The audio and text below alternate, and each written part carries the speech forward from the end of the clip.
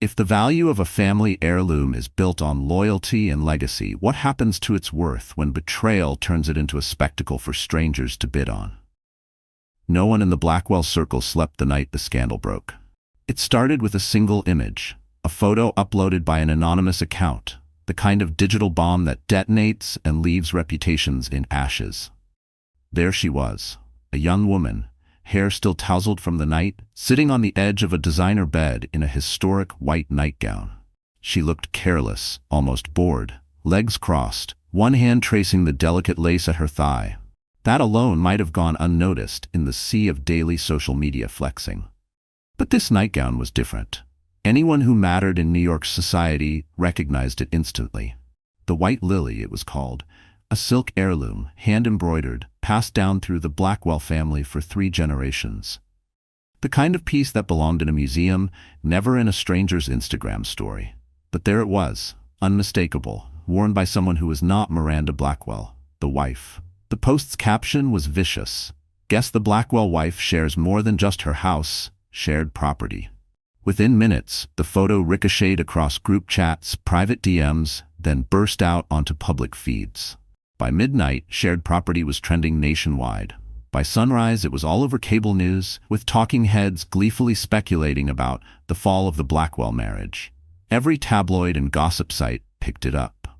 The city's most exclusive WhatsApp groups buzzed with theories, screenshots, and memes. Miranda's name was dragged through a digital mudslide, and she hadn't even seen the post yet. What made the humiliation unbearable wasn't just the photo, it was the speed. The hunger with which the world devoured it. The nightgown, for so long a private symbol of love and tradition, was now the punchline of every cruel joke. Miranda's phone exploded with messages, some full of pity, others just hungry for details. "Are you okay? Did you see what she posted? Is it true?" Some so-called friends didn't even bother pretending to care. They just wanted the inside scoop. But the worst was yet to come. Less than 24 hours after the post, the unthinkable happened. A high-profile auction house announced they were selling the exact same nightgown, the Blackwell heirloom, as seen in the viral post. The official listing title was savage. Shared property, the Blackwell family nightgown, worn by both wife and mistress. They didn't even pretend it was just a garment. They called it what it had become, a spectacle, a piece of living drama. And to twist the knife, the auction was public. Anyone could bid. The starting price was set at $50,000, but everyone knew it would soar. Within hours, news vans camped outside the Blackwell mansion. Paparazzi jostled for position on the sidewalk, eager for a shot of Miranda, her grief, her rage, her humiliation. Adam Blackwell, once the city's golden boy, was nowhere to be found. The mistress, meanwhile, basked in her 15 minutes of fame, posting cryptic updates about owning your power and claiming your pleasure. Social media commentators, most of them strangers to real pain, laughed and joked and picked apart every detail, like vultures around a fresh kill. But to truly understand why this photo hit like a bomb, you have to know what the White Lily meant to the Blackwells. It wasn't just silk and lace, it was family history, a legacy Miranda's mother had saved for her wedding night, a piece that had survived war, immigration, the collapse of old fortunes, and the rebuilding of new ones. Every family gathering, every major life event, Miranda wore it as a silent tribute to the women who came before her. To see it used as a prop in a mistress's social media stunt, that was like watching someone spray paint graffiti on a gravestone. Inside the Blackwell mansion, chaos reigned. Staff whispered behind closed doors, desperate not to be seen, terrified their jobs would vanish with the family's reputation. Miranda's mother called, her voice trembling, "Don't do anything rash. Please, Miranda, just wait it out." Miranda's lawyer called, so did her therapist, her old friends from Brooklyn, and a cousin she hadn't spoken to in years. All the while, Miranda sat in her bedroom, phone clutched in her hand, eyes swollen from crying, unable to do anything but scroll and scroll and scroll, watching her life unravel, one comment at a time. Meanwhile, the world outside watched with gleeful cruelty. The auction livestream was scheduled for 7 p.m. sharp. Prime time for the city's elite to tune in and place their bets.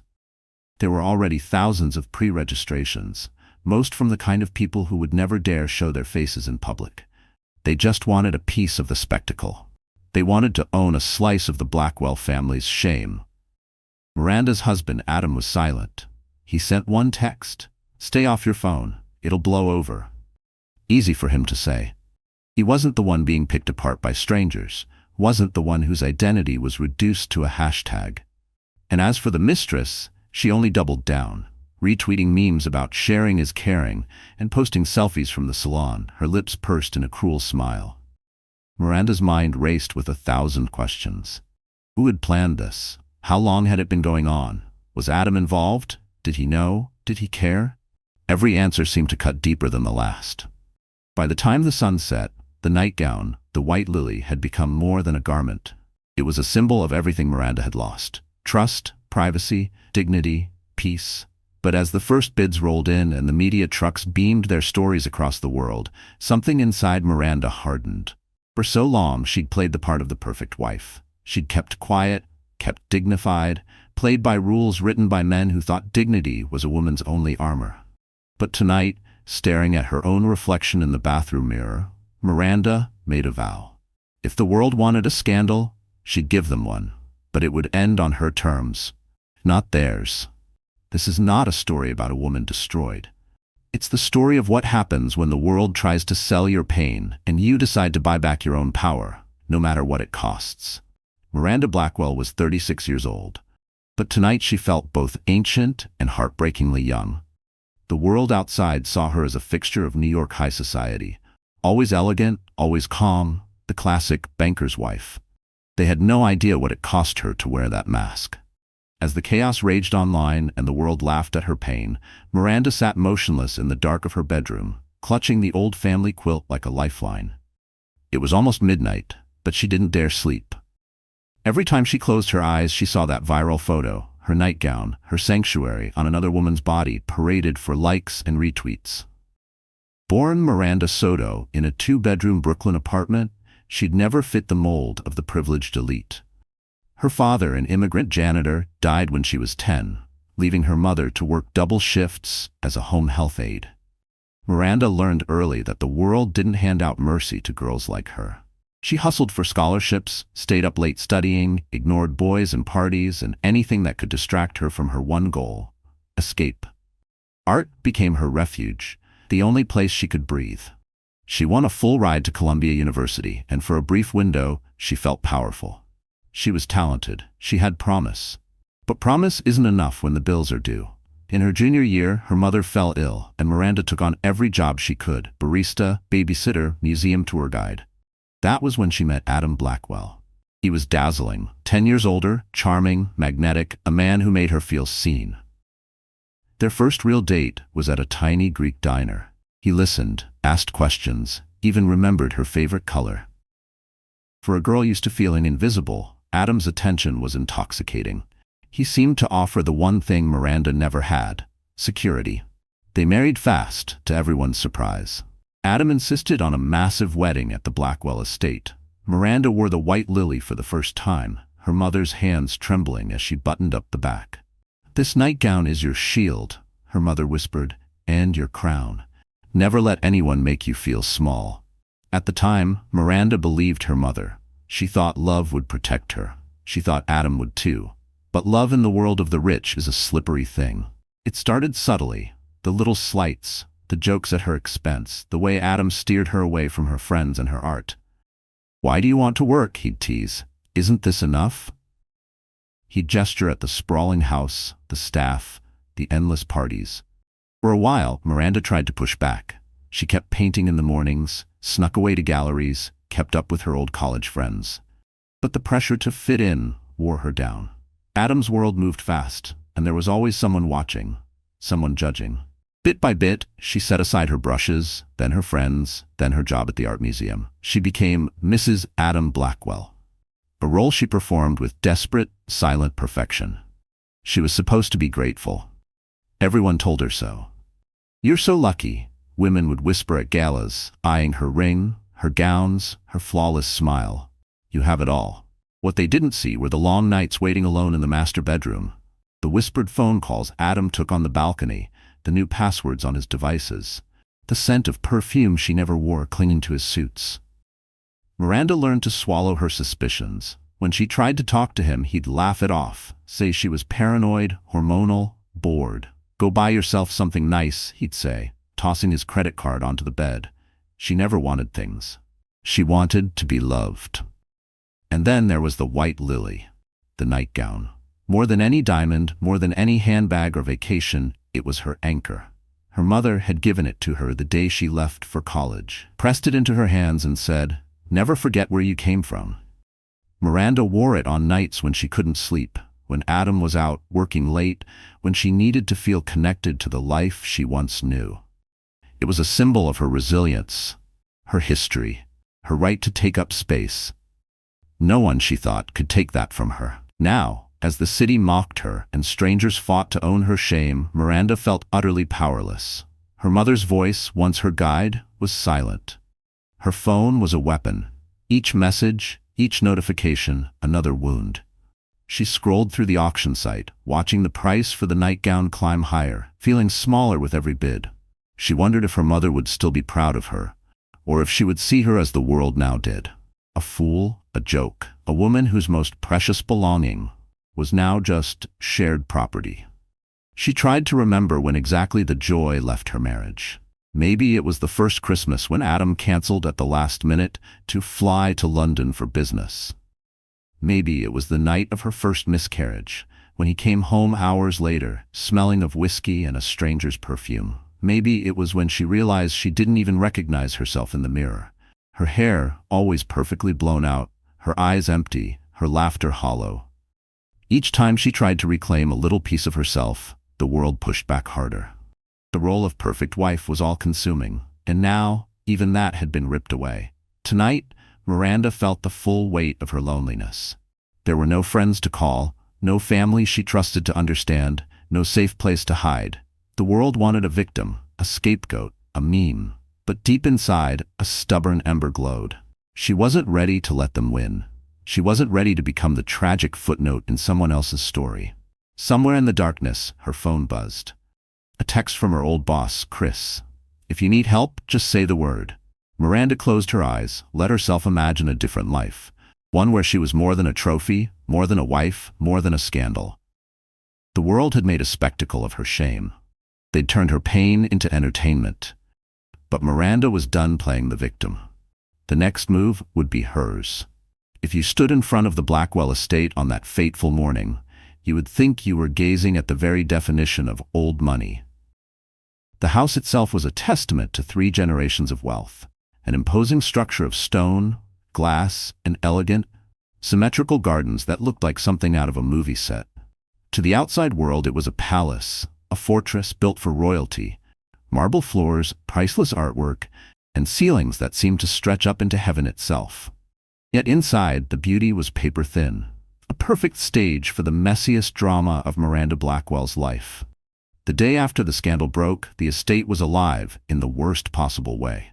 The staff, once so discreet, so invisible, could barely contain their curiosity. Housekeepers huddled in the laundry room, whispering about the nightgown and the mistress. Gardeners exchanged glances, pretending to prune while stealing glimpses at every tinted car window that passed. Even the chef, a man who had worked for European nobility, checked the headlines before preparing Miranda's breakfast, not sure if the lady of the house would even eat.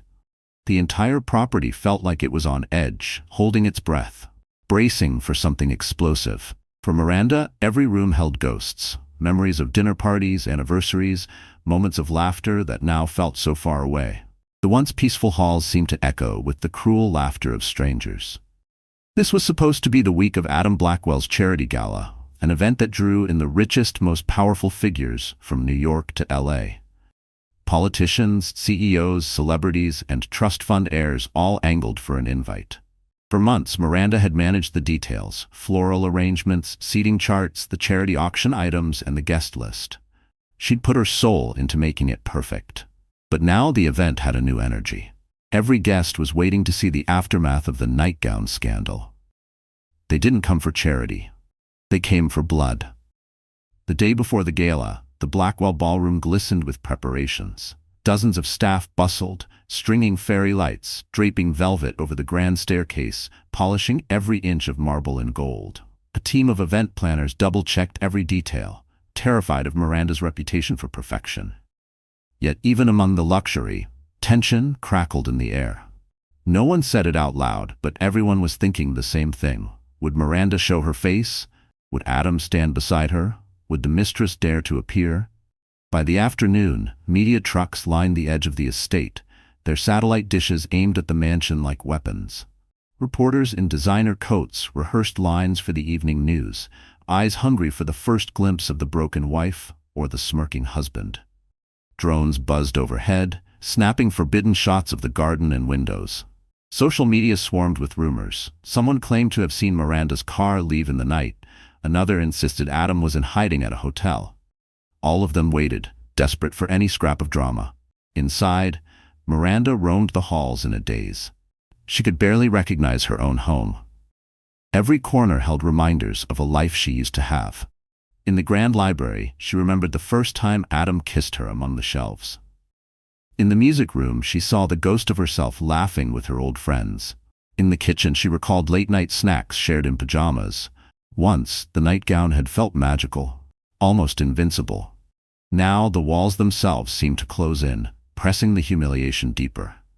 She tried to escape the stairs, but there was nowhere to hide. Even the staff, loyal as they were, could not hide their pity. She heard footsteps pause outside her door, hushed voices, the soft click of a phone camera. Miranda realized she was no longer the lady of the house. She was a curiosity, a sideshow. On the morning of the gala, she woke to a house buzzing with activity. Trays of champagne arrived, fresh orchids were flown in from Hawaii, and musicians rehearsed in the conservatory. Her wardrobe was laid out by the closet attendant. Gowns in deep emerald and sapphire, perfect shoes, jewelry fit for a queen. But no matter what she wore, she knew she'd be walking into a cage. She stood in front of her bedroom mirror, searching her own eyes for a trace of the woman she used to be. She tried on 3 dresses before choosing a classic black gown, the same color as her mood. Her hair was styled in soft waves, her makeup flawless. If the world wanted a show, she would give them a perfect mask. The ballroom that evening was a hurricane of luxury and judgment. Gold chandeliers glowed overhead. The city's elite paraded in, their laughter sharp, their curiosity sharper. Some guests avoided Miranda's gaze entirely, pretending nothing had happened. Others approached with forced smiles and empty words. "You look stunning, darling. So good to see you. What a beautiful night for a gala." Each compliment felt like a slap. But the cruelest stares came from the corners, where the young women whispered and pointed, their phones hidden but always ready. Miranda overheard one of them, barely 20, snickering, "Is that the famous Nightgown wife? Do you think the mistress will be here?" Another replied, eyes gleaming, "No way, unless she's brave, or just looking for more followers." Their laughter stabbed deeper than any headline. The cruelty was everywhere, disguised as politeness, hidden behind couture. The auction display, placed near the entrance for all to see, showed a picture of the infamous nightgown. Beneath it, the glass case was left empty, with a single card. "Coming soon, the Blackwell White Lily, bidding open at 7 p.m. Every guest took a photo. Some laughed, some looked away, embarrassed by the spectacle but unable to turn from it. And yet, through it all, Miranda walked with her head high. She remembered her mother's words, "Never let them make you feel small." Her hands shook, but she smiled and greeted the guests. She raised her glass at the right moments, posed for the photographers, accepted the sympathy of people who had never really cared. If she was going to drown in this sea of luxury and cruelty, she'd do it on her own terms. But deep down, she vowed, the Blackwell estate might look like a palace, but tonight it would become her battleground. She was done hiding, done pretending. If the world wanted a show, she would give them something to remember. If there was a single person in New York who relished the chaos of the Blackwell scandal, it was Sabrina Hale. For most of her 28 years, Sabrina had survived by turning every setback into a stepping stone, and every enemy into a rung on her climb. She knew how to play the victim when it suited her, and how to strike with deadly precision when the moment called for it. In the world of money, legacy, and luxury, Sabrina had no inheritance, no famous last name, and certainly no family heirlooms waiting for her in a cedar chest. But she had something even more dangerous. Ambition, sharpened by desperation. Sabrina had started at Blackwell Global as just another pretty face in the HR department, a girl from nowhere with a half-finished community college degree, a closet full of fast fashion, and dreams bigger than her rent-controlled walk-up in Queens. She'd studied the world of the wealthy with a mix of hunger and contempt. Watching from the sidelines at company galas and holiday parties, she took note of every powerful man, every bored wife, every secret exchanged over champagne. She wasn't jealous. She was plotting. The moment she met Adam Blackwell, she saw opportunity, wrapped in an expensive suit masked by boyish confidence. Adam was different from other executives. He liked to flirt, liked to feel adored, and above all, liked a little danger. Sabrina understood men like Adam. She knew how to linger just long enough near his office door, how to laugh at his jokes, how to play both innocent and worldly. It didn't take long for him to notice her, and it took even less time for him to slip, for the first time, and ask her to help with a late-night business dinner. That was all the invitation Sabrina needed. She was careful. She let Adam make the first moves. She played hard to get, then softened, dropping hints about her struggles, her loneliness, her admiration for his success. She let him think he was the hunter while she pulled the strings. The affair, when it started, was almost laughably cliché: stolen kisses in hotel elevators, secret dinners in private rooms, passionate texts on encrypted apps. But Sabrina wanted more than just Adam's attention. She wanted his world. She wanted what Miranda had. And Miranda, to Sabrina, was everything she hated about wealthy women. Polished, educated, born with the right face and the right background. Even her sadness looked expensive. Sabrina watched Miranda at every gala, every board meeting, every charity event. Perfect posture, perfect smile, perfect little speeches. It made Sabrina sick. Why should Miranda have it all just because she was born lucky or married well? Sabrina was done waiting her turn. The white lily nightgown was never meant to be a weapon. At first, it was just a curiosity. One night, after Adam and Sabrina's affair had moved from hotels to the master suite itself, she wandered into the main closet. There, folded with almost reverence, was the famous nightgown. Adam mentioned it offhand, laughing. "My wife thinks it's sacred or something. It's just old fabric." Sabrina felt a flash of envy and fury. Sacred? Only for Miranda? Sabrina, with Adam's permission, slipped it on. The silk felt strange but powerful. She wore it around the suite, posed in front of the gilded mirror. Her body reflected 1,000 ways in the glass. For once, she looked like she belonged. That was when the idea struck, a bold, ruthless idea. Why not make the world see what Miranda really was? Why not expose the hypocrisy, the weakness, the illusion of ownership? Sabrina snapped a photo. At first, it was for herself, a private trophy. But as the tension at work grew, as the rumors about Adam and Miranda's marriage reached a fever pitch, Sabrina realized she could do more than just win. She could humiliate. She could erase Miranda's power in one viral moment. She waited for the right day.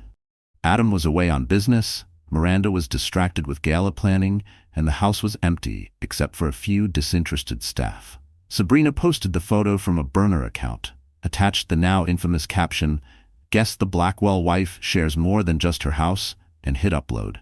The reaction was instant. DMs from gossip writers, requests for interviews, and, most thrilling of all, dozens of comments attacking Miranda. Poor little rich girl, can't keep her man.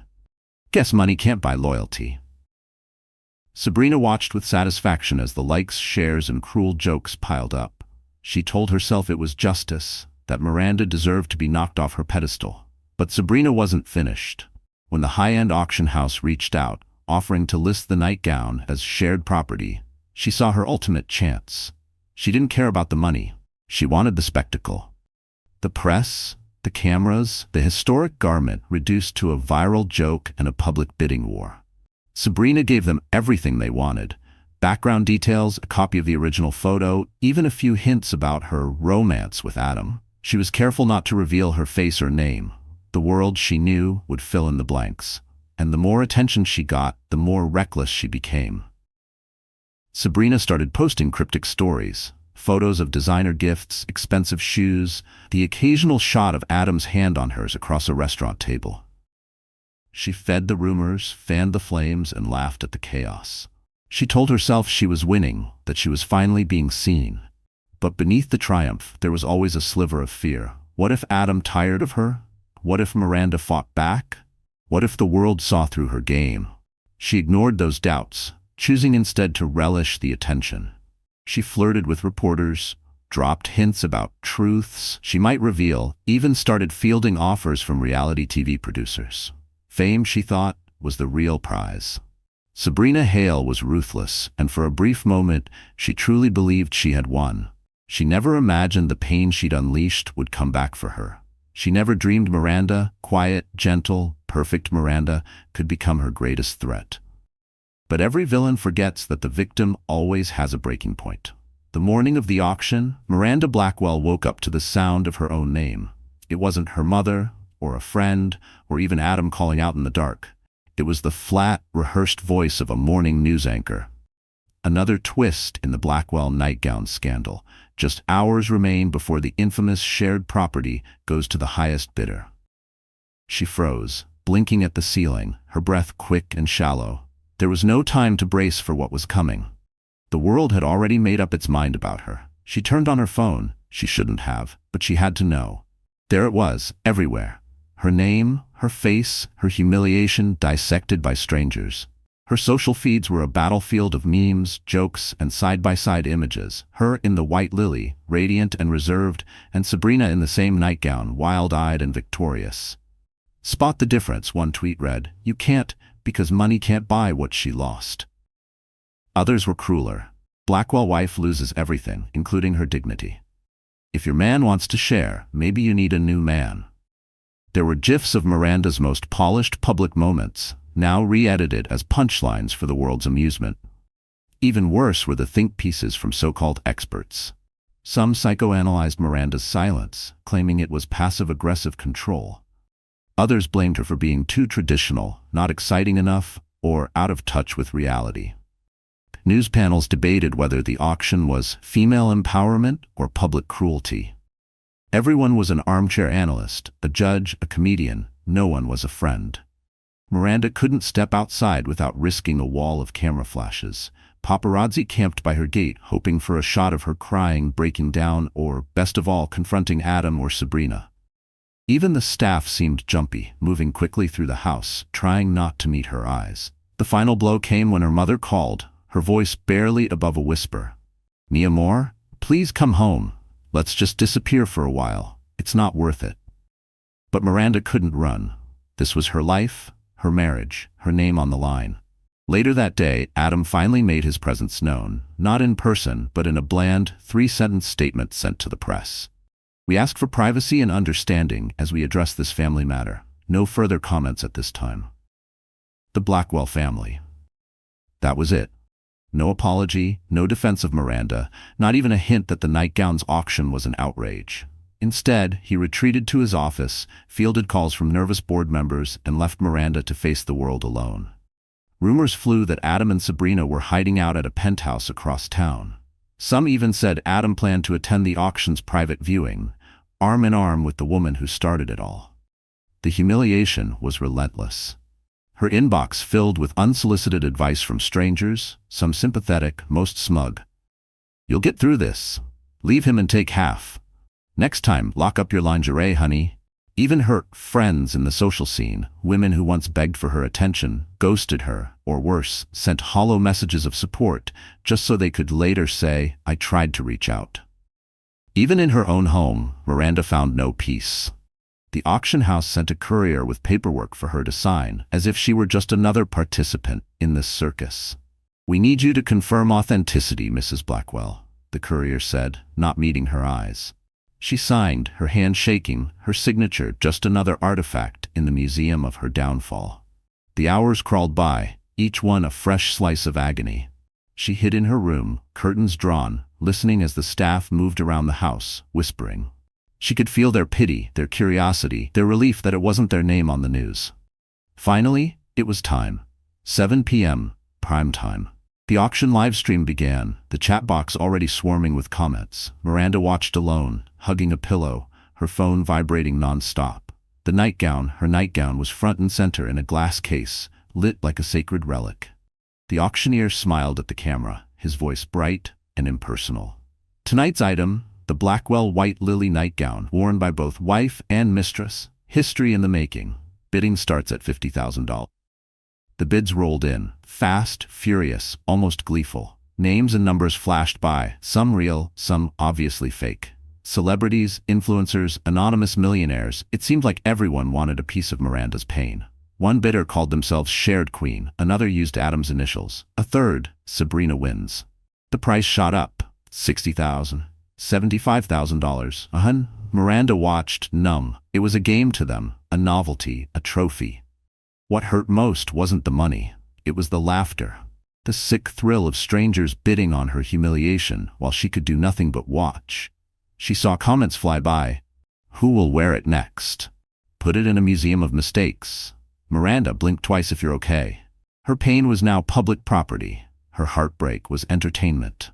Miranda's hands shook as she texted her lawyer, asking if there was any way to stop the sale. His answer was cold comfort. You signed the release. It's out of your hands. For the first time in years, Miranda screamed, raw, primal, full of rage and grief. She smashed her phone against the dresser, then fell to her knees, sobbing. It wasn't just a nightgown, it was her last piece of dignity, stripped away and sold. In that moment, Miranda realized this was her lowest point. The world had watched her lose everything. They'd mocked, dissected, and auctioned her pain. But as she sat on the floor, shaking with fury and sorrow, something deep inside her changed. She wasn't just a victim anymore. She was a woman with nothing left to lose. And that, she thought, was the most dangerous thing she could ever be. Miranda Blackwell sat on the cold tile floor of her bathroom, her knees pulled to her chest, the sounds of her own sobbing echoing off the marble. She had locked herself away from the world, from the maids, from the reporters camped outside, from Adam's icy silence, and from the endless ping of her phone. She didn't even try to wipe the tears anymore. Crying was all she had left. Every muscle ached with exhaustion. Every breath felt like a battle. The bright vanity lights, once flattering, now made her look ghostly. Puffy eyes, mascara smudged, a silk robe draped over her shoulders, but she felt utterly exposed. The irony struck her. For years she'd worked so hard to present herself as untouchable. Now the world had seen her at her most vulnerable, had made a spectacle of her pain, a meme of her marriage, a mockery of her pride. She'd never felt smaller. Somewhere in the house, a clock chimed. The sound was so normal, so out of place with her inner chaos that it made her laugh, short and sharp, almost mad. She pressed her face into her knees and tried to disappear. Memories flickered through her mind, brighter, simpler times. Her mother baking cookies in a tiny kitchen, their laughter mixing with the scent of sugar. The day Adam proposed under a rainstorm, his promise of forever whispered into her hair. Her first night in the Blackwell mansion, nervous but hopeful, believing she'd finally made it, finally found a home where she belonged. Those memories felt like a different lifetime now. She replayed the last few days, searching for what she could have done differently. Should she have confronted Adam sooner? Should she have protected her privacy, never trusted anyone with her soft spots? Should she have stayed in her old life, clinging to her dreams instead of trading them for a fairy tale that turned to dust? No answer came, only grief. Her body shook with silent sobs. She let herself feel every ounce of shame, betrayal, fear. She saw herself through the world's eyes, pathetic, weak, a woman whose legacy could be reduced to a piece of silk in a glass case, sold to the highest bidder. She was angry at Adam, at Sabrina, at the auction house, at the media, but mostly she was angry at herself. For believing, for trusting, for thinking love could be enough. The rest of the house moved on without her. She heard voices from the hallway, the cook discussing menus, a maid quietly vacuuming, the distant thud of Adam's footsteps pacing in his office. Outside, the city pulsed, alive with gossip and judgment. But in here, time stopped. She let her head fall back against the wall, staring up at the ceiling, trying to remember how to breathe. Her phone, discarded and cracked from where she'd thrown it, buzzed and buzzed with new messages, notifications from old friends, journalists, her lawyer, her mother, even strangers who'd found her number. Each buzz was a reminder of how public her humiliation had become. She closed her eyes, willing it all to stop. Hours passed. Day blurred into night. Hunger gnawed at her, but she didn't eat. The world expected her to shatter, and she was close. She thought of running, of buying a ticket to anywhere, changing her name, starting over. She thought of calling her mother and begging to come home. But then she'd picture her mother's kind, tired face, and she couldn't bear to add her sorrow to the pile. She was alone, so utterly, crushingly alone. The auction replayed in her mind, a looping nightmare. The giddy laughter of the auctioneer, the comments streaming across the screen, the sickening thrill of strangers owning her pain. She'd signed the release, desperate to make it all go away, not realizing it would only feed the fire. She hated herself for signing, for not fighting, for letting them sell her dignity. Every time she thought she'd cried her last tear, a fresh wave came, stronger than the last. At some point, she drifted into a shallow, fitful sleep on the bathroom floor, haunted by dreams of faceless crowds, glass cases, Adam's voice saying, "It's just a nightgown. It's just a marriage. Get over it, Miranda." When she woke, it was still dark. She dragged herself to her feet, splashed water on her face, stared at her reflection. The woman in the mirror looked broken, but there was a flicker, something raw and stubborn in her eyes. She realized she'd been holding her breath for days, maybe years, waiting for someone to rescue her, to apologize, to make things right. But there was no rescue coming. No one was going to save her. She wandered into her closet, the rows of designer dresses suddenly meaningless. She ran her hands over the empty spot where the white lily nightgown had once been. A fresh stab of grief, then a surge of cold anger. She sat on the edge of her bed, staring at the moonlit garden outside. For the first time, she let herself think about what came next. Not what the world wanted, not what Adam expected, but what she needed.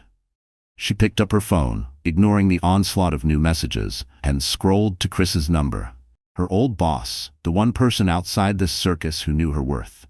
Her thumb hovered over the call button. She hesitated. Then, with trembling fingers, she dialed.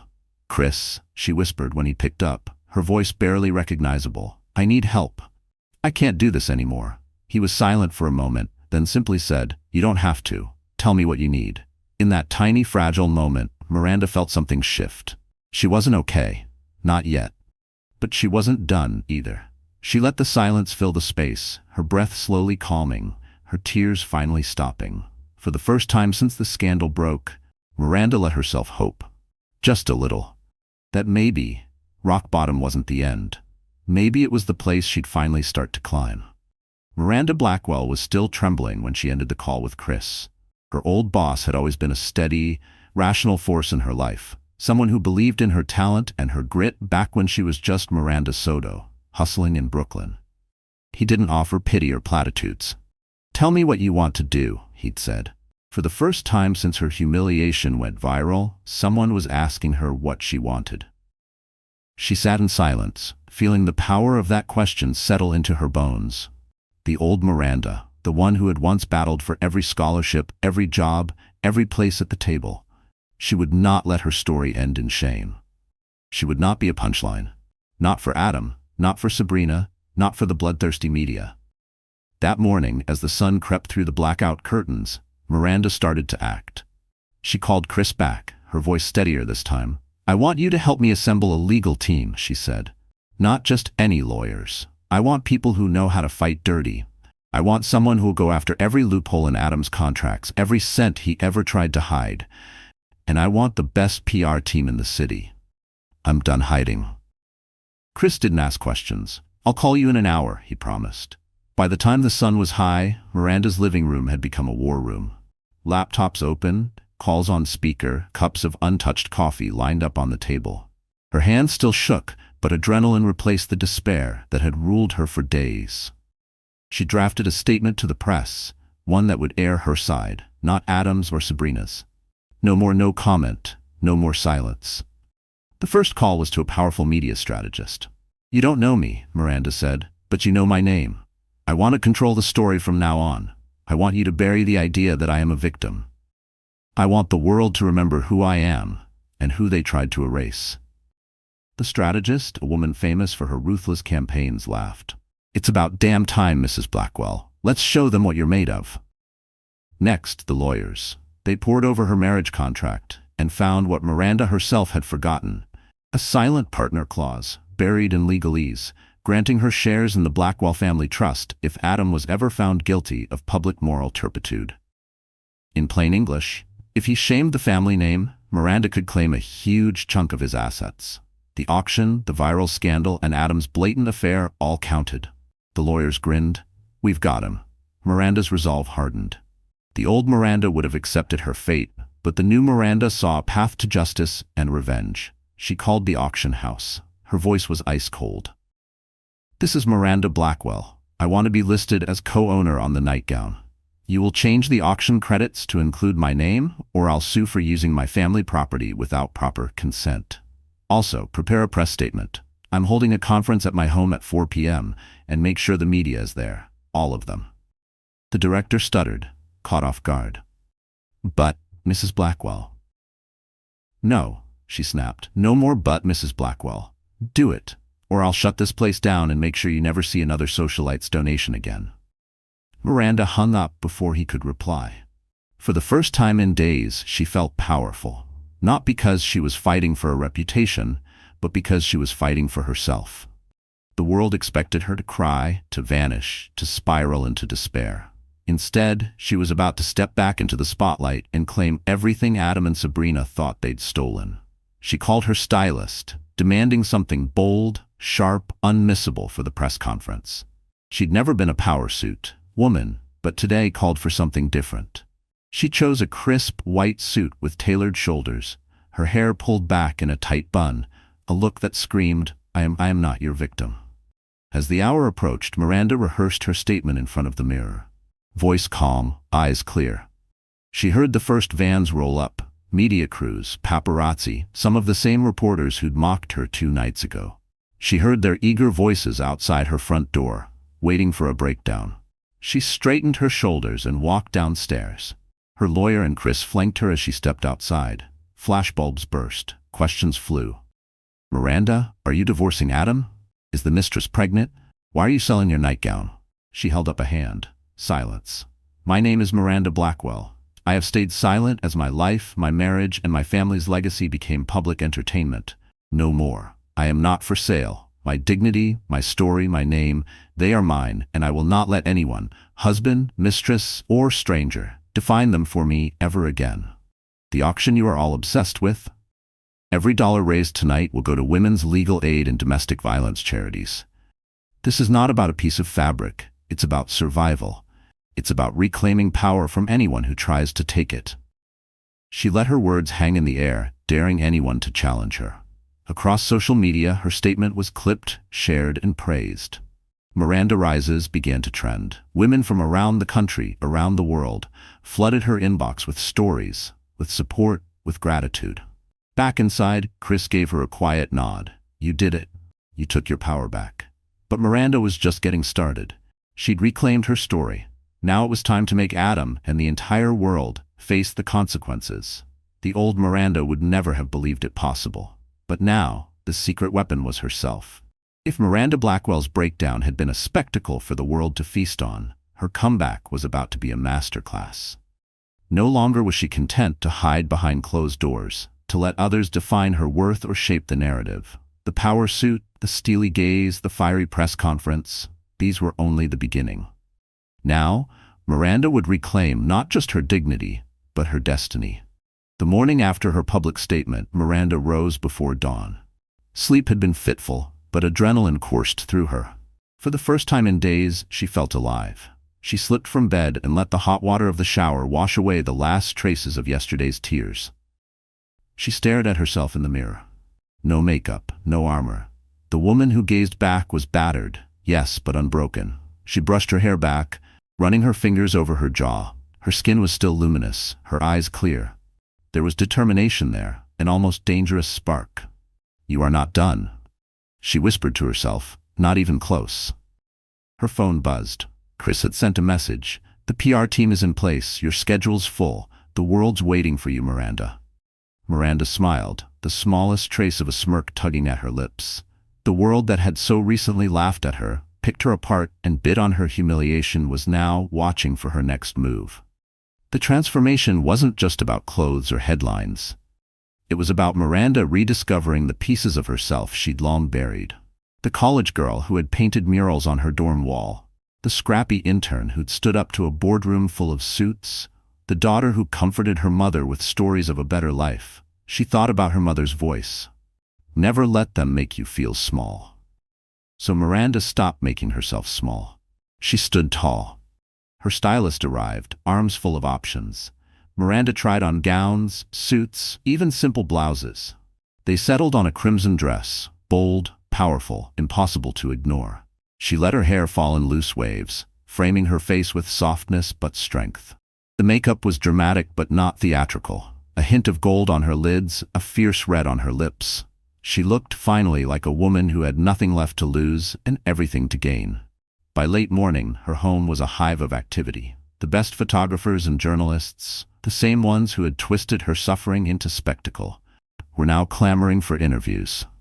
Her new media team briefed her on talking points, advised her how to field invasive questions, and prepared her for the inevitable onslaught of redemption arc headlines. Miranda was ready for it. She wanted them to see not just the pain she'd survived, but the strength she'd reclaimed. When she sat down for her first interview, she did not let the journalist guide the narrative. "Everyone wants to know about the nightgown," the reporter began.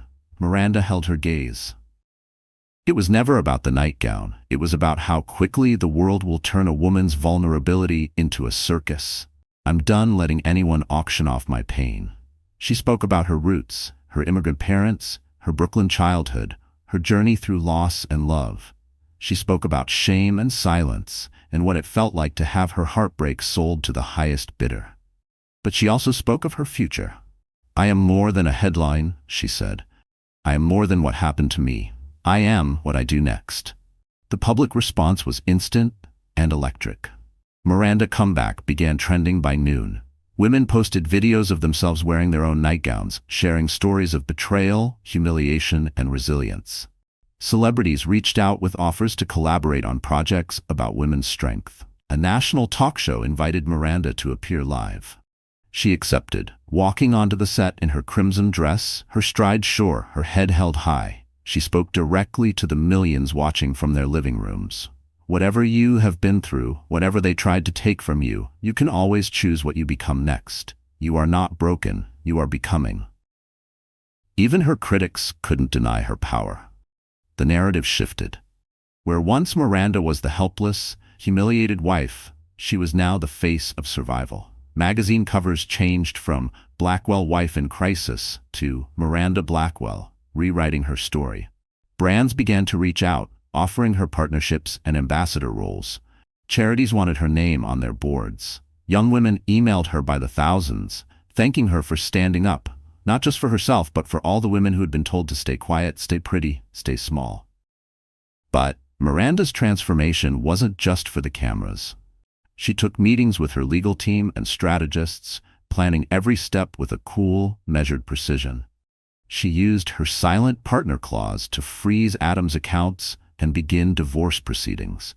She moved her investments out of joint accounts and into funds supporting single mothers and women's shelters. She poured her auction proceeds into a foundation for women who'd lost everything to public shame. Behind the scenes, Adam and Sabrina were losing their grip. Tabloids shifted their focus. Now Adam was the joke, his face photoshopped onto memes of men who thought they could win. Sabrina, once the toast of the scandal, found herself abandoned by sponsors and shunned by the very socialites who'd once whispered in her ear. Miranda didn't bother gloating. She was too busy building something new. That evening, Miranda hosted a dinner at her home for women who had survived their own scandals. They ate, they laughed, they told stories not of shame, but of comeback. Miranda listened, her heart fuller than it had been in years. As the night drew to a close, she looked around the room, a room once full of whispers, now ringing with hope, and felt a peace settle over her. Her transformation was not about beauty, or fashion, or even revenge.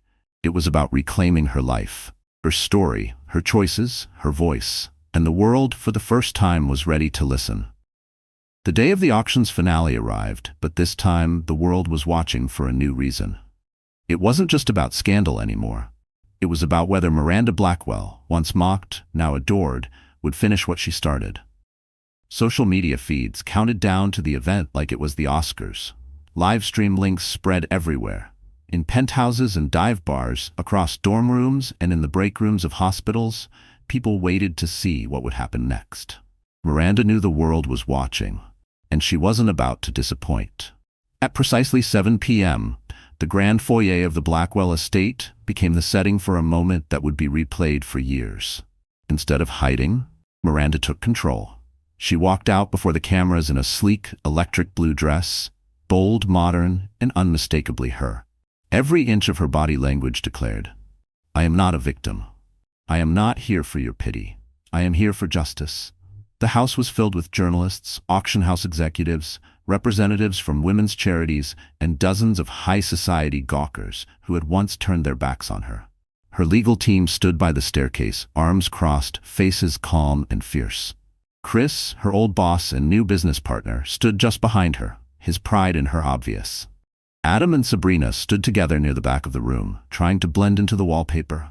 He, in a suit that suddenly looked too tight, she with her signature smirk wavering.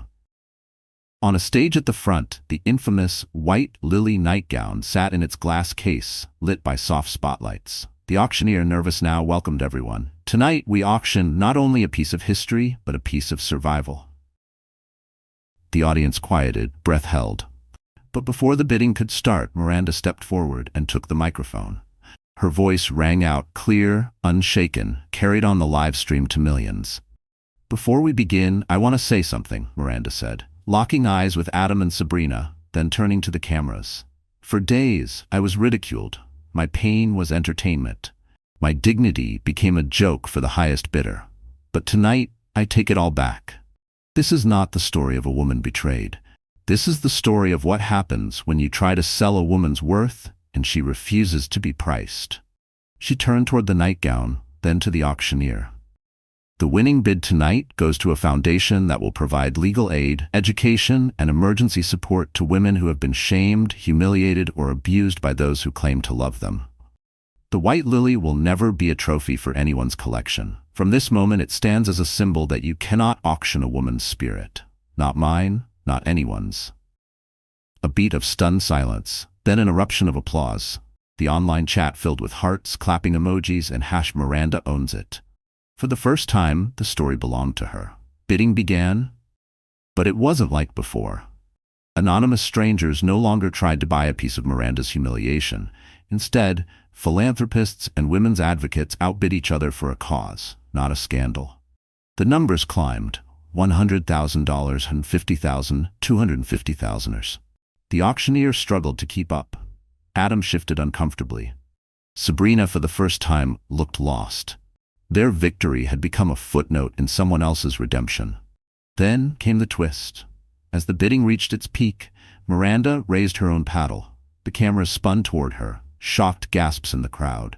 "I'm placing the final bid," Miranda declared. "I'm buying back what was always mine." Her bid blew past the last offer, $500,000. The room exploded. The auctioneer stammered, "Sold to Miranda Blackwell for the Miranda Foundation for Women's Justice." The symbolism was clear to all. Miranda had taken control, bought back her own narrative, and turned the entire farce into fuel for real, lasting change. With the crowd still buzzing, Miranda invited the head of the foundation to the stage. Together they signed the donation check live. Flashbulbs burst. Journalists jostled for quotes, but Miranda ignored them, walking straight up to Adam and Sabrina. She looked them both in the eyes, calm and almost kind. "You taught me more than you know," she said quietly. "But you don't get to define me, or any woman, ever again." Adam tried to mumble an apology, but Miranda stopped him with a raised hand. "Save it. I hope you learn how to respect women, even if it's too late for us. As for you, Sabrina, enjoy your 15 minutes. They're over now." Sabrina's cheeks flushed crimson. Adam looked as if he wanted to disappear. They left quietly, ignored by the same people who once hung on their every word. Miranda turned back to the cameras. She stood tall, the picture of composure surrounded by women she'd inspired, her mother's proud face shining in the crowd. "No one owns your story but you," she said into the microphone. "Not your husband, not your haters, not the world. If they try to sell your pain, buy it back and use it to build something beautiful." The online world exploded in support. The white lily was placed in a museum exhibit, not as a trophy but as a symbol of survival and power. The Miranda Foundation's website crashed from too many donations. News anchors, influencers, and regular people alike hailed her as a role model. As the guests left, many stopped to thank her, some with tears in their eyes. The mansion that once felt like a gilded prison now felt like a launch pad, Miranda's new empire, built on the ashes of public shame. Miranda stood by the window, looking out at the city lights, feeling the old pain fading. She was no longer the woman betrayed. She was the woman reborn. When the last camera shut off, the last guests departed, and the lights in the Blackwell Estate's grand foyer finally dimmed, Miranda Blackwell stood alone in the hush of her home. For the first time in what felt like years, the silence was peaceful, not suffocating. She walked through the marble halls, her heels echoing, no longer in fear, but with purpose. The air was different now. It no longer whispered judgment or shame. It buzzed with hope and with the possibility of what came next. Upstairs, Miranda slipped off her shoes, stepped into her bedroom, and stood before the window, watching the city's lights twinkle against the night. She let herself breathe deeply, for the first time since her world had exploded. The auction, the scandal, the betrayal, they were no longer weights on her shoulders but fuel beneath her wings. She felt tall, alive, radiant. The quiet confidence that had drawn Adam to her years ago had returned, but now it was forged in fire, tempered by loss and rebirth. Her phone, once a weapon of her humiliation, now pulsed with new life. Messages poured in from around the world. Women, old, young, rich, struggling, shared their stories, thanked her for her bravery, told her that her fight had given them permission to believe in their own comeback. Some messaged in tears, others with laughter, some simply with a single word: thank you. Celebrities tweeted their support. News outlets called her the face of a new era of women's dignity and strength. Donations flooded into the Miranda Foundation for Women's Justice, more than she could have imagined. But the message that moved her most came from a girl named Sophia in Detroit. "I saw you on the news. I used to think I'd never be strong enough to leave my bad situation, but you helped me see I deserve better. I'm going to start again.